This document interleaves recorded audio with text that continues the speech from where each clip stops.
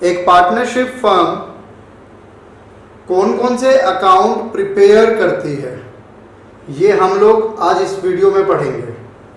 देखो, जो basic account थे जो आपने पढ़े थे, trading account, profit and loss account और बैलेंस शीट, वो इसमें भी हैं। बट उसके अलावा एक एडिशनल अकाउंट भी है जो आप पढ़ते थे ना, ट्रेडिंग अकाउंट, वो इसमें भी है। जो आप पढ़ते थे प्रॉफिट एंड लॉस अकाउंट, वो इसमें भी है। लेकिन इसमें ना एक अकाउंट और आएगा। ये माइक किसी का ओपन है, वो माइक प्लीज अपना क्लोज कर दे। Profit and loss appropriation account, profit and loss appropriation account. तो basically trading account, profit and loss account पहले भी थे। Profit and loss appropriation account आपके पास एक नया ऐड हुआ है जो कि पार्टनरशिप फर्म बनाती हैं। इसके अलावा बैलेंस शीट तो होती ही थी, वो बैलेंस शीट भी है। सिर्फ ये अकाउंट है जो न्यू ऐड हुआ है। अच्छा, इसके अलावा एक और होगा आपके पास, प्रॉफिट एंड लॉस एप्रोप्रिएशन के बाद एक अकाउंट और होगा आपके पास, वो होगा पार्टनर्स कैपिटल अकाउंट, और उसके बाद आएगी बैलेंस शीट। तो बेसिकली ये दो अकाउंट हम लोग कह सकते हैं कि एक profit and loss appropriation account और एक पार्टनर्स कैपिटल अकाउंट। ये दो अकाउंट है जो कि न्यू ऐड हुए हैं। अच्छा, मैं आपको अगर क्लास 11 से लिंक कराऊं तो आपको याद होगा क्लास 11 में आप एक अकाउंट बनाते थे, ट्रेडिंग अकाउंट। ट्रेडिंग अकाउंट में हमारे पास लास्ट में निकल कर आता था क्या, ग्रॉस प्रॉफिट। फिर हम लोग बनाते थे पीएनएल अकाउंट, और ये ग्रॉस प्रॉफिट यहां पर जाता था बाय ग्रॉस प्रॉफिट, और हमारे पास निकल कर आता था क्या, नेट प्रॉफिट। अब जो पीएनएल एप्रोप्रिएशन अकाउंट है वो इसी के आगे का अकाउंट है। जो पीएनएल एप्रोप्रिएशन अकाउंट है वो इसी के आगे का अकाउंट है। बाय नेट प्रॉफिट आपको क्वेश्चन में गिवन होगा, और ये वही नेट प्रॉफिट है जो कि आपका पीएनएल से निकलता था। तो बेसिकली ये आपको क्वेश्चन में गिवन होगा इस बार। तो आपको क्या ट्रेडिंग अकाउंट बनाना है? नहीं। क्या आपको प्रॉफिट एंड लॉस अकाउंट बनाना है? नहीं। आपको सीधा किससे स्टार्ट करना है? पीएनएल एप्रोप्रिएशन से। ऐसा क्यों? क्योंकि पीएनएल एप्रोप्रिएशन के लिए हमें क्या चाहिए? स्टार्टिंग पॉइंट नेट प्रॉफिट, और ये नेट प्रॉफिट आपको क्वेश्चन में गिवन होगा। इसके बाद यहाँ पर एडजस्टमेंट्स आएंगी, ट्रांजैक्शंस आएंगी, वो मैं देख लूंगा। एक बार इसको नोट। अब हम लोग सबसे पहले फॉर्मेट देखते हैं, profit and loss appropriation account.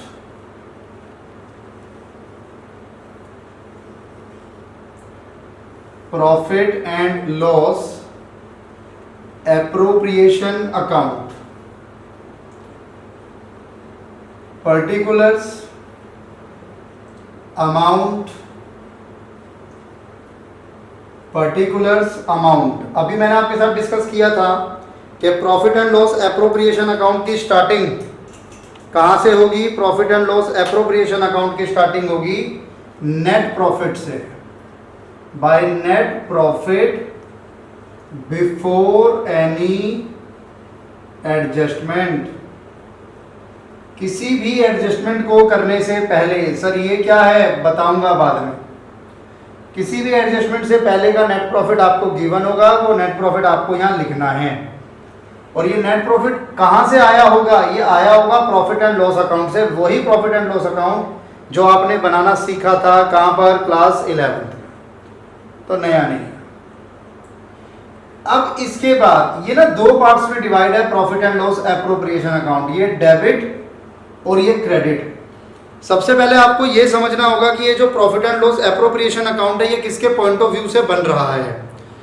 हम लोगों ने अपने लास्ट लेक्चर में बात की थी पार्टनर एंड पार्टनरशिप फर्म। जब मैं पार्टनरशिप फर्म की बात करता हूं तो पार्टनरशिप फर्म एक एंटिटी है जिसमें कि number of partners as a person join करते हैं।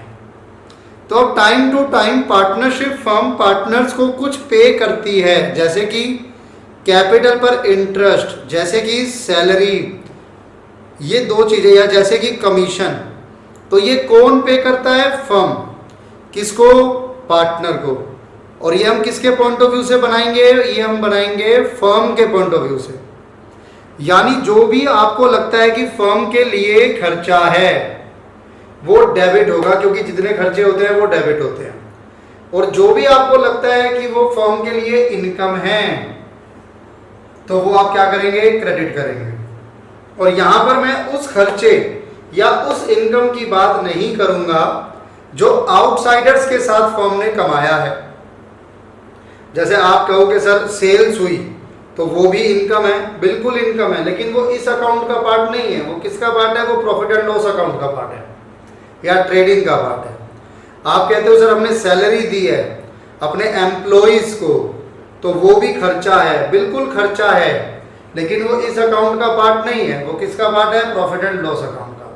तो सर इसमें क्या आएगा?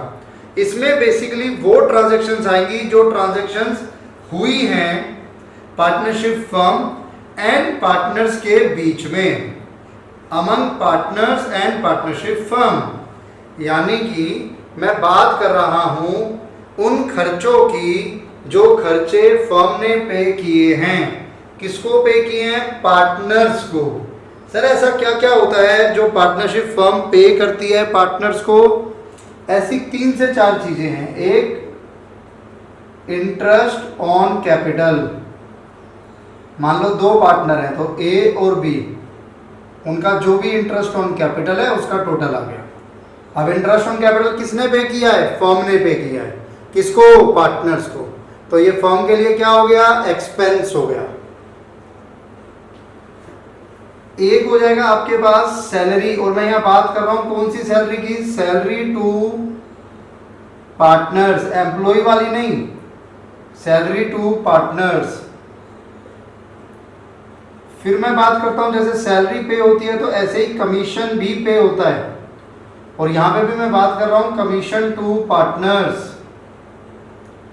जो भी ट्रांजैक्शन फर्म और पार्टनर्स के बीच में हुई है मैं सिर्फ उसकी बात कर रहा हूं।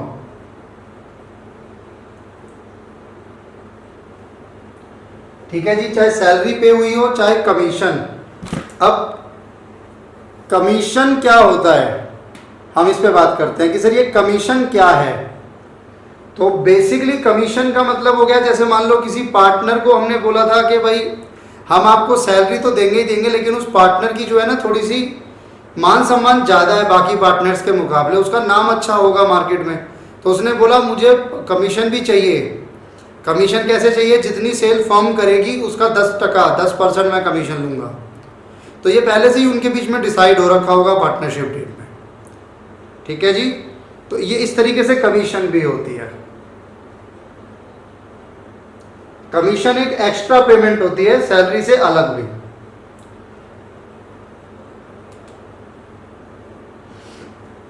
ये 3 चीजें हो गई जो कि फर्म ने पे किए। किसको पे किया? पार्टनर्स को पे किया। ये 3 चीजें हो गई जो कि फर्म ने पे किया। किसको पे किया? पार्टनर को पे किया। अब एक ऐसा भी आइटम है जो कि पार्टनर पे करता है। किसको पे करता है? फर्म को। वो होता है इंटरेस्ट ऑन ड्रॉइंग्स।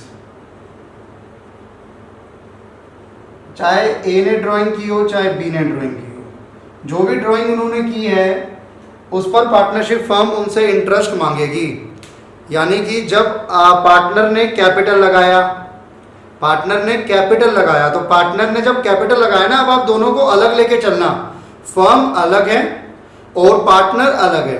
अब पार्टनर ने कुछ पैसा दिया कैपिटल के तौर पे फर्म को, तो पार्टनर पैसा देने से पहले क्या कहता है कि फर्म अगर ये पैसा मैं तुम्हें नहीं देता, कहीं और लगाता, तो मैं इस पे ब्याज कमा सकता था, मैं इस पे इंटरेस्ट कमा सकता था, तो मैं तो ये पैसा फर्म को दे रहा हूं। तो फर्म कहती है ठीक है कोई बात नहीं, इस पे हम आपको इंटरेस्ट देंगे, तो उसे कहा गया इंटरेस्ट ऑन कैपिटल। लेकिन जब पार्टनर ने ड्राइंग की, अब पार्टनर जब ड्राइंग करेगा फर्म में से, तो फर्म भी तो सेम बात बोलेगी कि भाई ये पैसा आप जो ड्राइंग कर रहे हो, ये पैसा जो आप ड्राइंग कर रहे हो, ये पैसा अगर हम आपको नहीं देते किसी और को देते तो हमें ब्याज मिलता। तो पार्टनर कहता है बिल्कुल मैं आपकी बात समझ गया, जो भी पार्टनर ड्राइंग करेगा उस पे पार्टनर इंटरेस्ट देगा, इंटरेस्ट ऑन ड्राइंग वो कहलाएगा, किसको मिलेगा, फर्म को मिलेगा। तो ये दो पॉइंट होते हैं, एक इंटरेस्ट ऑन कैपिटल और एक interest on firm. Interest on capital कौन देता है, फर्म। इंटरेस्ट ऑन कैपिटल कौन देता है, फर्म। तो वो फर्म के लिए खर्चा किसको देते हैं, पार्टनर को।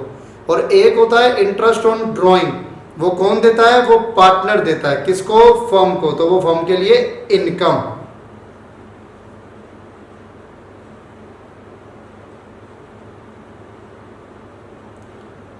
नहीं सर, कई बार ये डाउट आता है स्टूडेंट का कि सर ये तो डाउट आता है कई बार स्टूडेंट का कि सर जो पैसा पार्टनर निकाल रहा है फर्म में से वो पार्टनर का ही पैसा है। नहीं सर, ऐसा नहीं है। मैं आपको प्रैक्टिकल पॉइंट एक बताता हूँ। मान लीजिए मैं सीईओ हूँ, मान के लीजिए मैं सीईओ हूँ, मैं प्रैक्टिस करता हूँ। अब मैं प्रैक्टिस करता हूँ अपने ऑफिस में, आराम से मैं बैठा था, तभी मेरे पास एक महाजन आए। उन्होंने बोला कि सर हमको एक पार्टनरशिप फर्म बनवानी है। ध्यान से मेरा एग्जांपल समझिएगा, प्रैक्टिकल एग्जांपल है। उन्होंने बोला कि सर हमें एक पार्टनरशिप फर्म बनवानी है। मैंने बोला बिल्कुल बन जाएगी। पार्टनरशिप फर्म जब बनेगी तो पार्टनरशिप फर्म का एक अलग पैन कार्ड अप्लाई होगा, यानी पार्टनर का अपना अपना पैन कार्ड। आप लोग समझते होंगे, पैन कार्ड आप देखिए आपके पेरेंट्स के पास मिलेगा। पैन कार्ड एक आइडेंटिटी प्रूफ होता है, जैसे आधार कार्ड ऐसे ही PAN card. But basically PAN card belong करता है इनकम टैक्स से, या कोई भी टैक्सेशन होगा उससे पैन कार्ड बिलोंग करेगा। तो दो जो पर्सन मेरे पास आए थे पार्टनरशिप फर्म बनवाने के लिए, उन दोनों के पास अपना अपना पैन कार्ड था। फिर उन्होंने मुझे बोला सर हमारे पास अपना पैन कार्ड है तो फर्म का अलग से पैन कार्ड क्यों बनना है। तो मैंने उनको यही जवाब दिया कि सर आपकी पहचान और आप दोनों की पहचान और जो पार्टनरशिप फर्म है उसकी पहचान अलग अलग होगी in the eyes of law, जिसको हम और आप सेपरेट लीगल एंटिटी के नाम से भी पढ़ते थे कि भाई मैं अलग हूँ और मेरी पार्टनरशिप फर्म अलग है। वो एक अलग आर्टिफिशियल पर्सन है। अब अगर मैंने फर्म को पैसे दे दिए तो उस पर मेरा कोई अधिकार नहीं है, उस पर अधिकार किसका है, पार्टनरशिप फर्म का। इसको ऐसे समझो, मान लो मैंने एक पार्टनरशिप फर्म क्रिएट की, मैं अपने घर से 40,000 का एसी ले जाकर पार्टनरशिप फर्म में लगा दिया, तो अब मैं कल को अपने पार्टनर को ये नहीं कह सकता ये मेरा एसी है मैं ले जा रहा हूँ। नहीं सर, ये आपका एसी था, अब ये फर्म का एसी है। अब तो इसका डिस्ट्रीब्यूशन होगा at the time of winding up, जब फर्म खत्म होगी। तो ये एक डाउट होता है, इस डाउट को दूर रखिएगा कि सर वो हमारा ही पैसा था। नहीं, वो आपका पैसा जब तक था जब तक कि आपने वो पार्टनरशिप फर्म में इन्वेस्ट नहीं किया। एक बार आपने वो पार्टनरशिप फर्म में इन्वेस्ट कर दिया फिर वो पार्टनरशिप फर्म का पैसा है, फिर वो आपका पैसा नहीं है।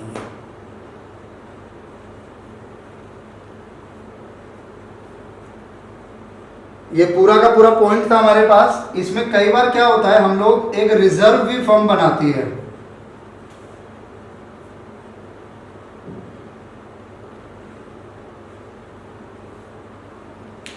बोलिए।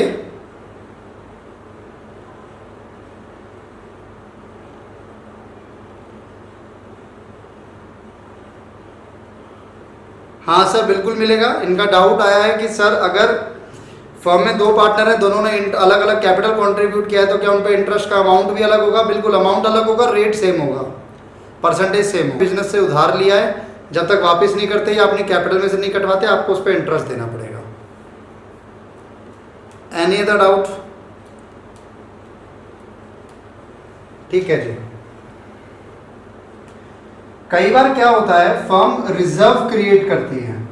रिजर्व कैसे क्रिएट करती हैं कि net profit interest on drawing, ठीक है, ये पॉइंट हो गए। अब कई बार क्या होता है, फर्म रिजर्व क्रिएट करती है कि भाई जितना हमारा प्रॉफिट हुआ है उसका कुछ पार्ट हम रिजर्व में ट्रांसफर करेंगे। जो अमाउंट रिजर्व में ट्रांसफर होता है वो पार्टनर्स का नहीं है, वो फर्म का ही पैसा है। बट वो जस्ट लाइक पिगी बैंक, एक गुल्लक आपने बना ली कि हम इसमें पैसा रखेंगे फॉर फ्यूचर अनसर्टेनिटी। आपको याद हो क्लास 11th में आपके पास एक टॉपिक हुआ करता था, रिजर्व एंड प्रोविजन चैप्टर होता था, चैप्टर नंबर 15-16 कुछ था शायद। तो रिजर्व एंड प्रोविजन, तो ये वही प्रोविजन रिजर्व है जो आपने क्रिएट किया है ताकि भविष्य में अगर कोई आपातकालीन स्थिति, अनफोर्सिन सिचुएशन आपके सामने आ जाए तो आप उससे लड़ने में कैपेबल हो, समर्थ हो।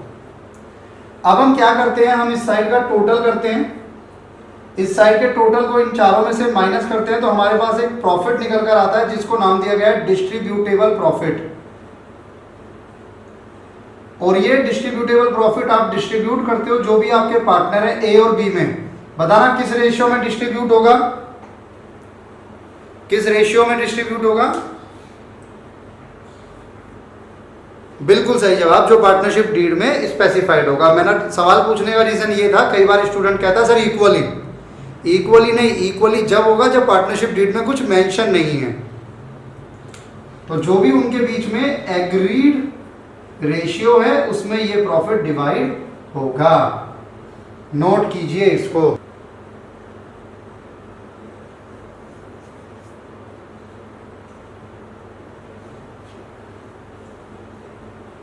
हाँ जी, तो ये आपका फॉर्मेट था। अब इसमें ना एक एक की कैलकुलेशन अलग अलग है। सैलरी तो खैर सिंपल होता है, इंटरेस्ट ऑन कैपिटल कैसे कैलकुलेट होगा ये एक अलग टॉपिक है, इंटरेस्ट ऑन ड्राइंग कैसे कैलकुलेट होगा ये एक अलग टॉपिक है, कमीशन टू पार्टनर भी एक टॉपिक है। आपको याद होगा 11th क्लास में आपने पढ़ा था ना, एक कमीशन बिफोर चार्जिंग सच कमीशन, कमीशन आफ्टर चार्जिंग सच कमीशन, ये टॉपिक वहाँ पे कवर हुआ है। फिर भी दोबारा हम लोग इसको पढ़ेंगे, ऐसा नहीं है कि मैं 11th के भरोसे छोड़ दूंगा आपको। तो आज हम लोग जो अब इस क्लास को आगे बढ़ाएंगे वो होगा इंटरेस्ट ऑन ड्राइंग की कैलकुलेशन से related.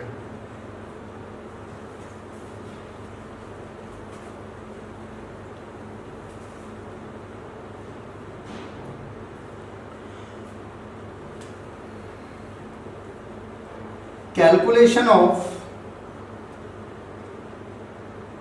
Interest on drawing.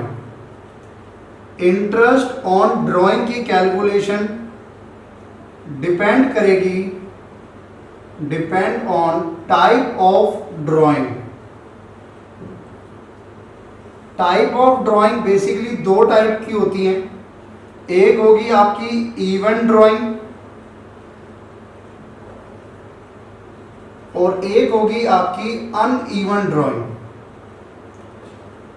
Even को आप लोग रेगुलर भी बोल देते हो कि रेगुलर ड्राइंग,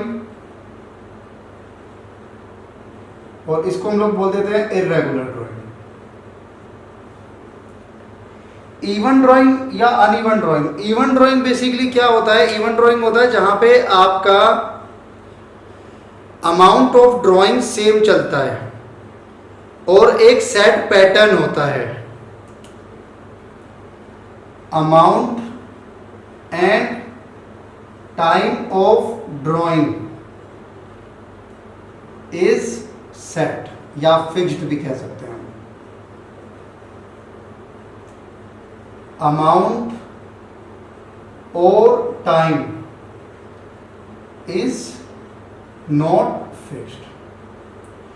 जैसे मान लो मैं आपके साथ ये बोलता हूं कि भाई मिस्टर एक्स हैं, हर महीने की पहली तारीख को 2000 रुपये विड्रॉ करते हैं। तो हर महीने की पहली तारीख डेट फिक्स हो गई या टाइम फिक्स हो गया, अमाउंट भी फिक्स हो गया, कितना 2000। तो ये कैसी ड्राइंग हो गई, इवन ड्राइंग हो गई या रेगुलर ड्राइंग हो गई। या फिर मैं आपसे बोलता हूं कि भाई मिस्टर एक्स हैं, हर महीने की 15 तारीख को ड्राइंग करते हैं 5000 रुपये, फिक्स्ड है, दोनों चीज़ें फिक्स्ड है, अमाउंट भी और टाइम भी। या फिर मैं आपको बोलता हूं कि मिस्टर एक्स हैं, हर महीने के एंड पे 2500 विड्रॉ करते हैं। ये सब क्या है, इवन ड्राइंग। अब मैं कहता हूं कोई मिस्टर एस हैं, उन्होंने क्या किया, उन्होंने 1 अप्रैल को ड्राइंग की 5000, फिर उन्होंने 15 जून को ड्राइंग किया 10000, फिर उन्होंने 12 जुलाई को विड्रॉ किया 8000, फिर उन्होंने 24 अगस्त को विड्रॉ किया 2500। तो यहाँ पर क्या कर रहे हैं, इस बार हम इरेगुलर चल रहे हैं। ना तो हमारा अमाउंट सेम है और ना ही हमारा टाइम सेम है। दोनों सेम होना चाहिए, दोनों में से दोनों के दोनों सेम होना चाहिए, अमाउंट भी और टाइम भी। अगर दोनों सेम है तभी वो ड्राइंग इवन ड्राइंग कहलाएगी, वरना वो ड्राइंग आपकी अनइवन ड्राइंग कहलाएगी। ध्यान रखिएगा। दोनों के फॉर्मूले हैं अपने। यहां पर हम लोग लगाते हैं एवरेज मेथड, यहां पर हम लोग लगाते हैं प्रोडक्ट मेथड। यहां पे एवरेज मेथड, यहां पे प्रोडक्ट मेथड। नोट कीजिए इसको जरा। फिर मैं इसको आगे बढ़ाता हूँ, नोट कीजिए इसको जरा।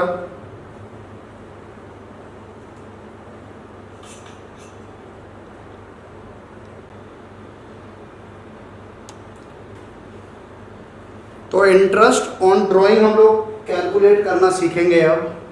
और दो टाइप की ड्राइंग होगी, या तो इवन या अनइवन। हम लोग पहले स्टार्ट करते हैं इवन ड्राइंग से। इवन ड्राइंग आपकी वो ड्राइंग है जिसमें कि अमाउंट एंड टाइम दोनों फिक्स्ड हैं, दोनों सेट हैं, एक रेगुलर पैटर्न पे चलते हैं। इवन ड्राइंग कौन सा मेथड लगता है इसमें? इसमें लगता है एवरेज मेथड। बहुत इंपॉर्टेंट टॉपिक है ये। इसमें लगता है आपका एवरेज मेथड। फॉर्मूला क्या है? फॉर्मूला रहेगा annual drawings into rate by 100 into average months divided by 12। और मेन जो मुद्दे की बात है वो ये कि ये एवरेज मंथ क्या है। एवरेज मंथ निकलता है duration from first drawing till year and plus duration from last drawing till year and. ये दोनों प्लस हो रहे हैं, डिवाइडेड बाय 2। इसे नाम दिया गया एवरेज मंथ। इसे नाम दिया गया एवरेज मंथ।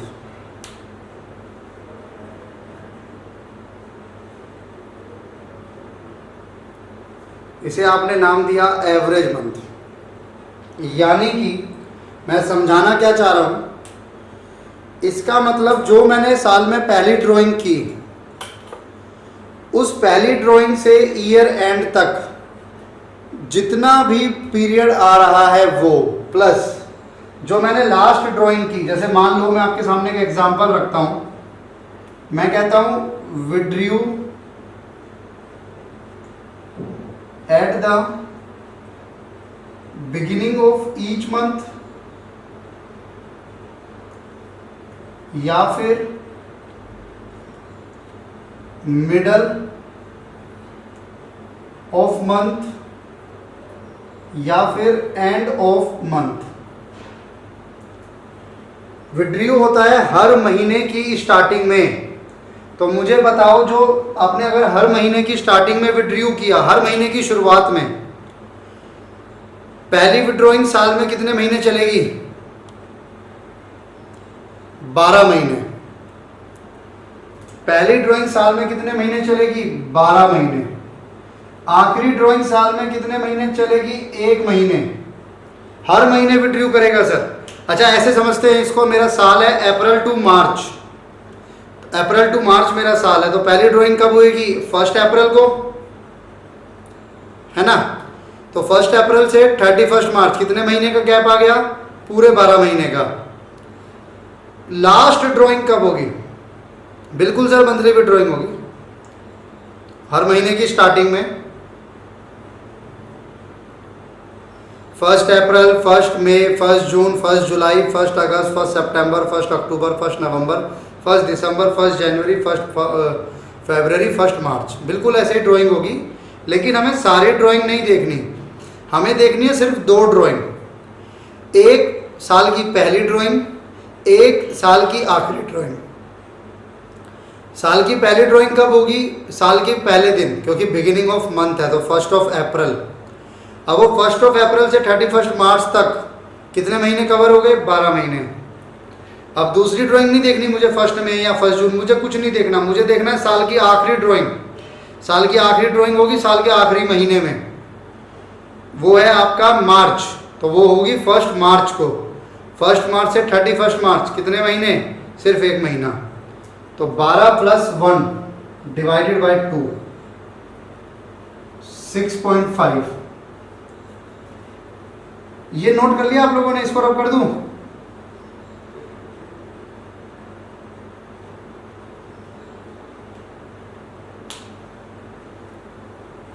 अब ऐसे ही मान लो मिडल है, तो साल की पहली ड्राइंग कौन से दिन होगी? अगर मिडल ऑफ एवरी मंथ है, अगर मिडल ऑफ एवरी मंथ है और आपका साल है अप्रैल टू मार्च, 1 अप्रैल 2019 से 31 मार्च 2020, पहली ड्राइंग किस दिन पर होगी? अगर आप हर महीने के बीच में निकालते हो, बीच का मतलब है 15 तारीख मान लो, तो पहली ड्राइंग किस डेट पर होगी? 15 अप्रैल को। अगर 15 अप्रैल को होगी तो 15 अप्रैल से 31 मार्च कितने मंथ्स हो जाएंगे? 1 अप्रैल से 31 मार्च ये हो जाएंगे 11.5, आधा महीना हट गया ना। आखिरी ड्राइंग कब होगी? 15 मार्च को।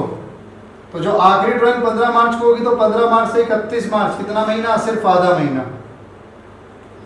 डिवाइडेड बाय 2, यह आएगा 6।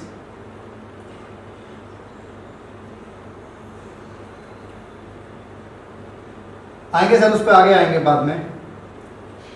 अप्रैल, अब हम कहते हैं at the end of every month, तो अप्रैल के एंड में ड्राइंग हुई होगी सबसे पहले, यानी 30 अप्रैल कितने महीने चलेगी? 11 महीने। आखिरी ड्राइंग कब हुई होगी साल की? आखिरी महीने में, यानी 31 मार्च को कितने महीने चलेगी? 0, डिवाइडेड बाय 2, 5.5।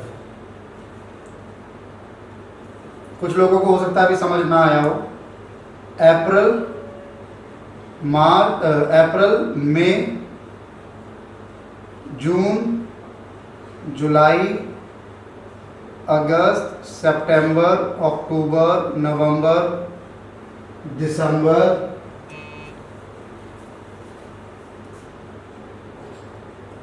जनवरी, फरवरी, मार्च। अब मैं कहता हूं आपसे, मान लो एट द बिगिनिंग, अगर बिगिनिंग में है तो पहली ड्राइंग कब हुई होगी? 1 अप्रैल। लास्ट ड्राइंग 1 मार्च। अब ये जो 1 अप्रैल वाली ड्राइंग है, क्योंकि ईयर कब क्लोज हो रहा है? 31 मार्च, तो 1 अप्रैल टू 31 मार्च कितने मंथ्स हो गए? 12। आखिरी ड्राइंग हुई 1 मार्च से 31 मार्च, कितने मंथ्स हुए? सिर्फ 1, तो 12 + 1 डिवाइड बाय 2, 6.5। अब आ जाओ at the middle of each month, तो पहली ड्राइंग कब होगी अगर मैं मिडल में करता हूं तो?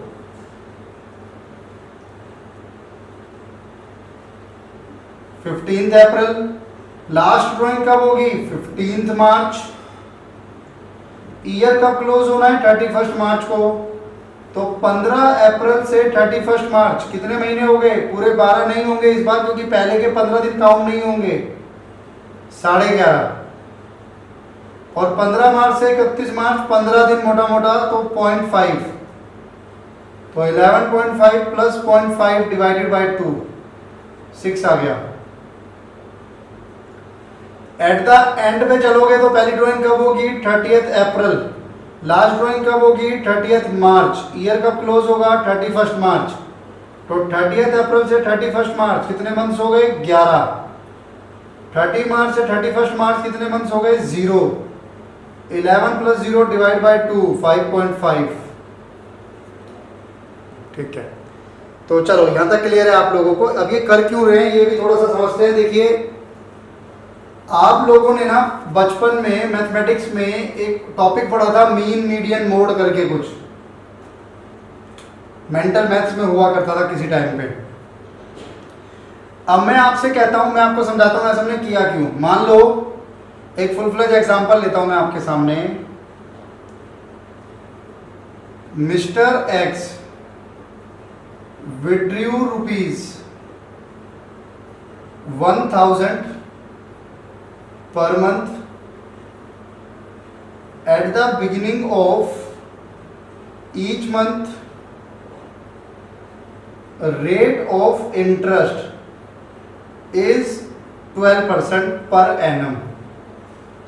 कोई मिस्टर एक्स है, हर महीने की पहली तारीख को 1000 विड्रू करते हैं। आपको इंटरेस्ट ऑन ड्राइंग कैलकुलेट करना है, कैलकुलेट इंटरेस्ट ऑन ड्राइंग।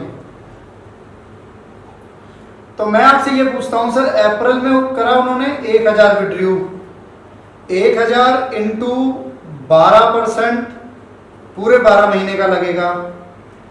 फिर जो मई में वो विड्रू करेंगे वो पूरे 12 महीने का नहीं लगेगा, वो 11 महीने का लगेगा। फिर जो 1000 वो विड्रू करेंगे जून में, वो 10 महीने का लगेगा।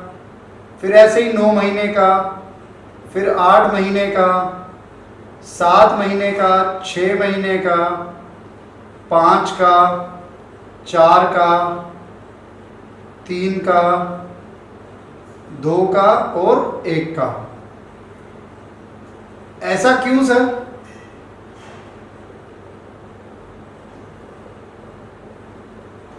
अगर मैंने 1 अप्रैल को ड्राइंग करी है तो मुझे उस पर पूरे साल का इंटरेस्ट देना है, लेकिन अगर मैंने ड्राइंग ही 1 मई को करी है तो मैं उस पर अप्रैल वाले महीने का इंटरेस्ट क्यों दूंगा जब मैंने 1 मई को ही ड्राइंग करी है?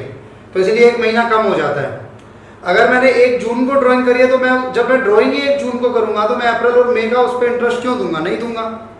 अगर मैं 1 जुलाई को ड्राइंग करूंगा तो मैं जो 1 जुलाई को ड्राइंग कर रहा हूं उस पर अप्रैल, मई, जून तीनों महीने का इंटरेस्ट नहीं दूंगा। मेरा ब्याज कहां से शुरू होगा? जुलाई से। तो 9, 8, 7 ही ऐसे चल रहा है। अब अगर आप इसको चेक करो, और एक तरीका होता है हमारे पास ये वाला जो अभी मैंने आपको बताया, क्योंकि 1000 को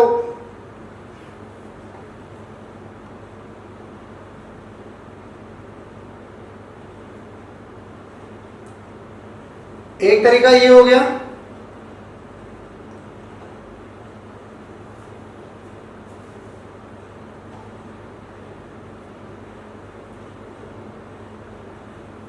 आप जून में 10 महीने का इंटरेस्ट दे रहे हो, बिल्कुल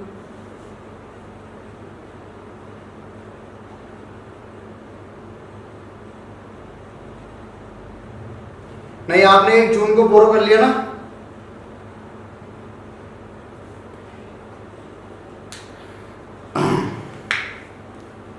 सर आप मेरी बात समझो, चलो आपके अपने ऊपर आएगा तो आप समझोगे। मैं हूं, आपने पुराने पिक्चरें देखी होंगी सर, करण अर्जुन टाइप।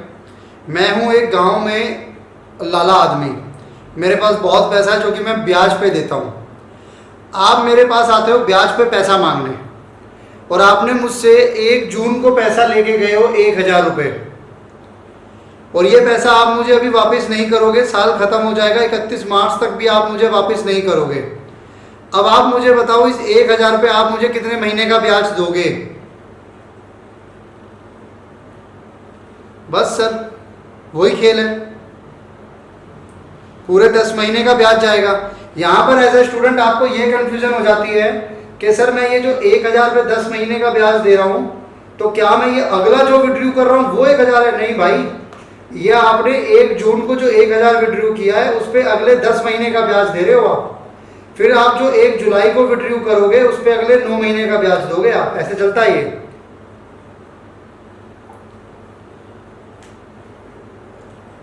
अब ये तो है लेंथी प्रोसेस। अब इसी का ना मीन मीडियन मोड, मेरी मैथ्स उतनी स्ट्रांग है नहीं तो मुझे नहीं पता वो एग्जैक्ट क्या था।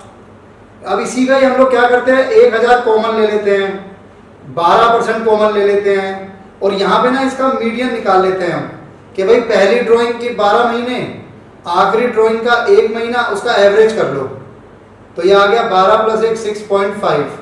तो आप फॉर्मूला लगा लो एनुअल ड्राइंग। एनुअल ड्राइंग मतलब पूरे साल में कितनी ड्राइंग की आपने? 12000।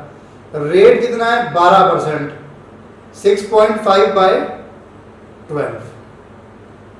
ये फॉर्मूला मैंने आपको लिखवाया था अभी एवरेज मेथड का। तो ये 12 से 12 गया, 100 से 100 गया, 120 × 6.5।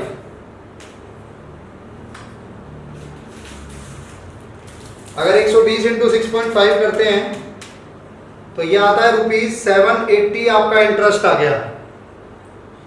और अगर आप इसको भी सॉल्व करोगे ना तो आप सेम पाओगे। जैसे मान लो मैं ये वाला करता हूं 1 महीने वाला, तो 1000 का 12% डिवाइड बाय 12, ये आ रहा है लगभग 1.6। फिर इसको मल्टीप्लाई कर दो 2 से तो 3.3, फिर 3 से मल्टीप्लाई कर दो तो 4.9, फिर 3 से कर दो इंटू 4। तो आप ऐसे करके इनको सॉल्व करोगे ना तो इस सारे का टोटल भी ऑलमोस्ट 780 आएगा। हाँ जी, यहां तक समझ आया? पहले ये समझ आया आपको? कुछ लोगों का डाउट आ रहा था, सर हम ये कर क्यों रहे हैं, ये हम किस लिए कर रहे हैं, कि ये इसका शॉर्टकट है। आपको ये पूरा करना है, पूरा करो, आंसर सेम आएगा लेकिन नंबर नहीं देगा एग्जामिनर, नंबर वो इसी चीज के देगा। तो ठीक है सर, अभी इस लेक्चर में इतना ही, बाकी इसी को टॉपिक को हम आगे बढ़ाएंगे और नेक्स्ट लेक्चर में आप लोग प्लीज टीएस ग्रेवाल लेकर बैठिएगा।